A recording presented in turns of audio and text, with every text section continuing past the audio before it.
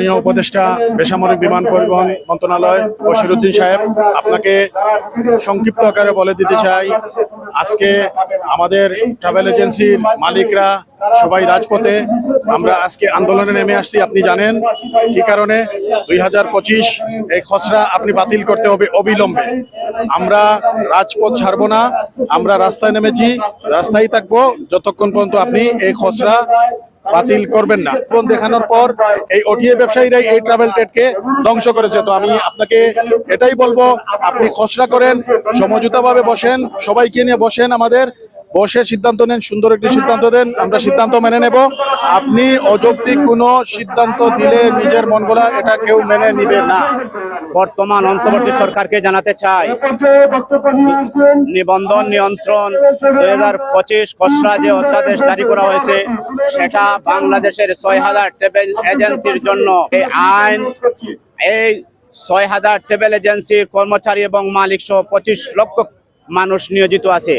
সবাই অসহায় হয়ে যাবে, রাস্তায় নেমে পড়বে। এই জন্য আমরা সারা বাংলাদেশ তথা সিলেট সহ এই মানববন্ধন থেকে আমরা বর্তমান সরকারের এই হঠকারী সিদ্ধান্ত তীব্র নিন্দা জানাচ্ছি।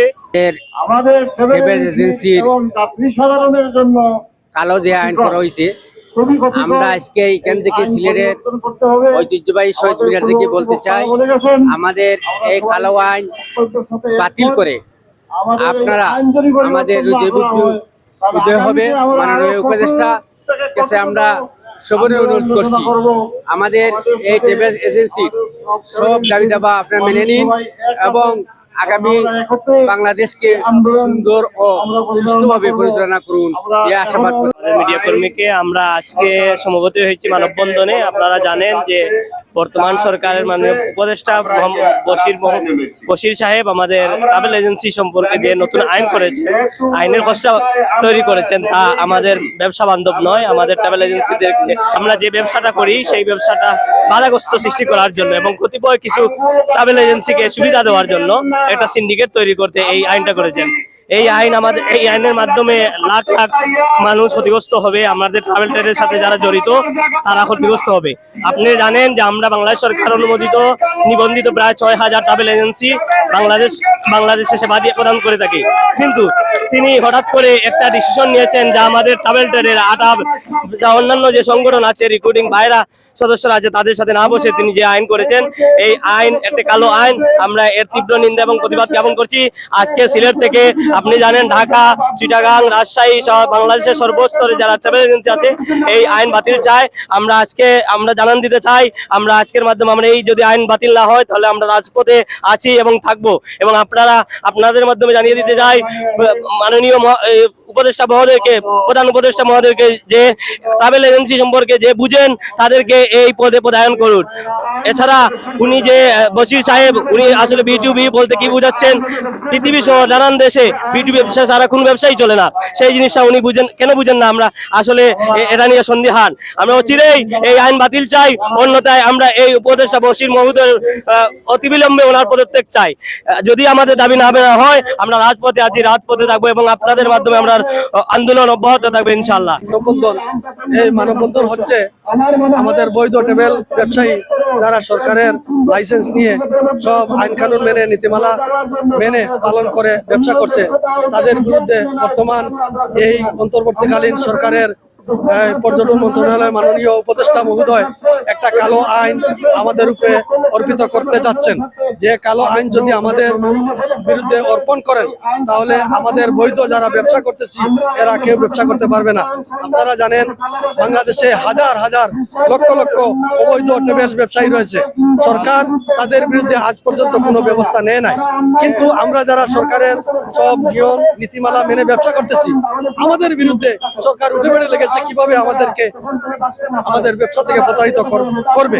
তাই আমরা সরকারের মাননীয় উপদেষ্টার কাছে অনুরোধ জানাবো, আপনি যে কালো আইন করতেছেন, যে বা যাদের পরিচালনায়, যাদের বুদ্ধিতে, আমাদের অনুরোধ আপনি এখান থেকে ফিরে আসেন আমাদের ব্যবসা করার সুযোগ দেন। আমাদের পাশাপাশি আমাদের যারা কর্মচারী রয়েছে আমাদের ব্যবসার সাথে তারাও জড়িত, তাদের সংসার চলতেছে। আজ যদি আপনি কালো আইন বাস্তবায়ন করেন তাহলে আমাদেরকে রাস্তায় নামতে হবে, আমাদের কর্মচারীদের রাস্তায় নামতে হবে। আমরা যদি রাস্তায় নামি প্রয়োজনে আমাদের 6,500 টেবিল ব্যবসায়ীদের নিয়ে আমরা দুর্বার আন্দোলন করে তুলব। তাই আমরা আজকের এই মানববন্ধন থেকে মাননীয় উপদেষ্টাকে আবারও অনুরোধ জানাচ্ছি, আপনি এই কালো আইন করিয়েন না। সিলেট বিভাগের সকল travel agency, ATAB agency, registered travel agency সহ টুয়ার্স বাইরা সকলে দেখেন, আপনারা আজকে যে কালো আইন আমাদের উপর করা হয়েছে, এই কালো আইনটা কখন করা হয়েছে? মাননীয় উপদেষ্টা মহোদয় আমাদের আমরা বাংলাদেশের ট্রাভেল এজেন্সি অ্যাসোসিয়েশন আটাবের কমিটি, নির্বাচিত কমিটিকে ভেঙে দিয়ে প্রশাসক বসিয়ে তারপরে একটা কালো আইন করা হয়েছে। এখানে আমাদের কোনো মতামত নেওয়া হয় নাই, সাধারণ ট্রাভেল এজেন্সিদের কোনো মতামত নেওয়া হয় নাই। আরেকটা কথা আপনারা খেয়াল করলে দেখবেন, দেশবাসী সবাই জানে যে বিগত 3-4 বছর থেকে কিছু ওটি এজেন্সি যারা লক্ষ লক্ষ কোটি কোটি টাকা দেশ থেকে পালিয়ে গিয়েছে নিয়ে, তারা কিন্তু অনলাইন ট্রাভেল এজেন্সি। কিন্তু এই যে আমাদের মতো সাধারণ 2025 অধ্যাদেশ জারি করতে যাচ্ছে, সেটাতে আমরা ট্রাভেল এজেন্সি চালিয়ে যাওয়া সম্ভব নয়। এই কালো আইন করা হয়েছে একটি স্বার্থান্বেষী মহল, যারা সিন্ডিকেটের মাধ্যমে বিমানের অর্থ লুটপাট করে সকালে বিমানের ভাড়া 3200 টাকা, রাত্রে সন্ধ্যাবেলায় 8,000 টাকা, এই সমস্ত সিন্ডিকেটের স্বার্থ আদায় করার জন্য আমাদের ট্রাভেল এজেন্সিকে রাস্তায় নামাতে আজকে বাধ্য করেছে।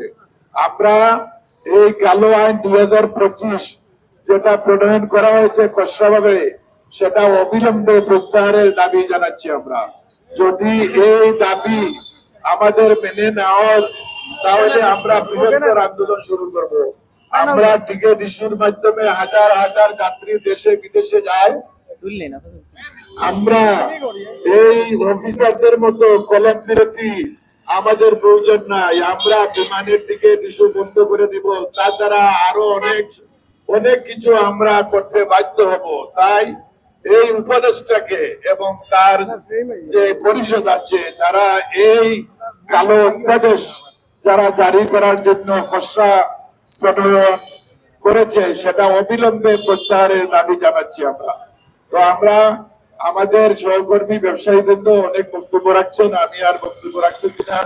আমরা ট্রাভেল এজেন্সি ভাইদের কাছে অনুরোধ, আমরা সবাই জেলা প্রশাসক মহোদয়ের এই অফিসের সামনে আমরা যাব সবাই, আর সেখান থেকে আমরা কয়েকজন উপরে গিয়ে জেলা প্রশাসক মহোদয়ের কাছে আমরা স্মারকলিপি দিয়ে দিব।